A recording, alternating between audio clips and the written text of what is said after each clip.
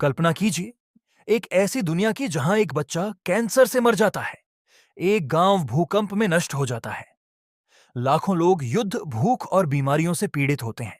अब कल्पना कीजिए कि कोई कहे, एक सर्वशक्तिमान, सर्वक्षण और पूरी तरह दयालु भगवान इस दुनिया को नियंत्रित करता है। पहली नजर में ये दोनों बातें एक साथ सच नहीं लगती। अगर भगवान सर्वशक्तिमान है, तो वह दुख को रोक सकता है। अगर वह पूरी तरह दयालु है, तो वह दुख को रोकना चाहे। लेकिन फिर भी दुनिया में दुख हर जगह मौजूद है। इस दार्शनिक समस्या पर 2000 साल से बहस हो रही है। इसे कहा जाता है बुराई की समस्या, द प्रॉब्लम ऑफ ईवल। और इसे सबसे पहले प्राचीन यूनानी दार्शनिक एपिक्यूरस ने समझाया था। उनका तर्क सरल था, लेकिन बहुत गहरा। एपिक्यूरस ने एक तर्कपूर्ण विरोधाभास प्रस्तुत किया। उन्होंने 4 सवाल पूछे। अगर भगवान बुराई को रोकना चाहता है लेकिन रोक नहीं सकता, तो वह सर्वशक्तिमान नहीं है।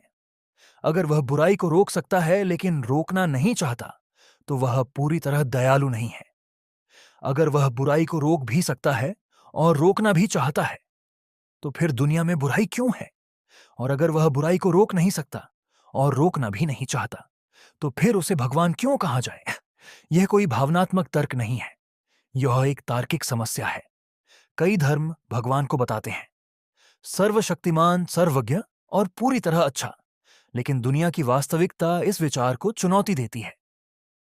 हर दिन हम देखते हैं प्राकृतिक आपदाएं और बीमारियां, दुख, क्रूरता, अन्याय, ये दुर्लभ घटनाएं नहीं हैं। ये दुनिया की संरचना का हिस्सा है। इसलिए सवाल उठता है, क्या दुख किसी दिव्य योजना का हिस्सा है, या यह सिर्फ एक ऐसे ब्रह्मांड का परिणाम है जहां कोई अलौकिक नियंत्रण नहीं है?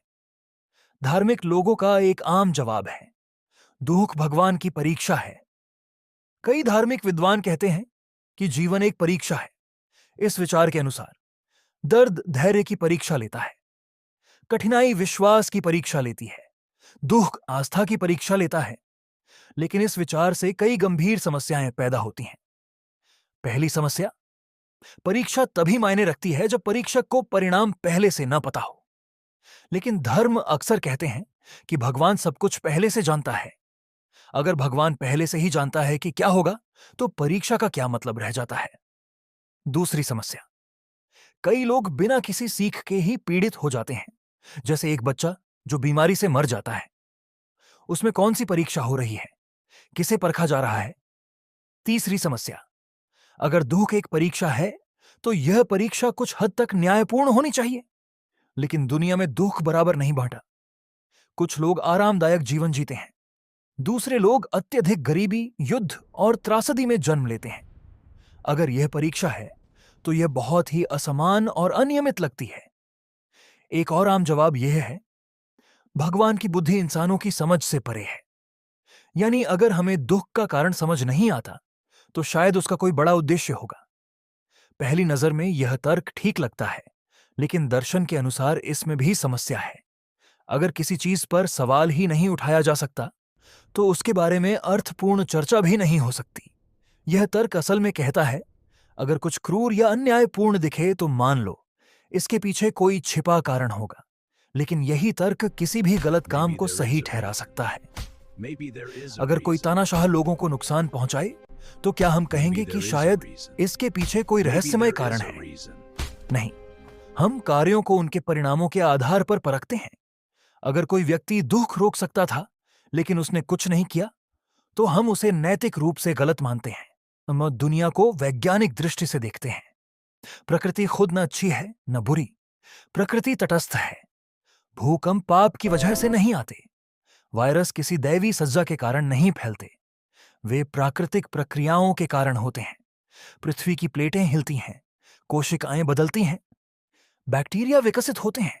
ब्रह्मांड भौतिकी और जीव विज्ञान के नियमों से चलता है। जब एक तूफान किसी शहर को नष्ट करता है, तो वह बुराई नहीं है, वह सिर्फ एक प्राकृतिक घटना है। इस दृष्टिकोण से दुख किसी नैतिक योजना का हिस्सा नहीं होता, बल्कि यह एक समस्या है जिसे इंसानों को खुद समझकर हल करना पड़ता है। चिकित्सा विज्ञान बीमारियों को कम करता है।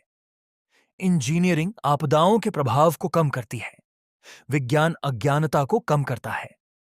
मानव सभ्यता की प्रगति अक्सर इंसानों द्वारा समस्याएं हल करने से हुई है।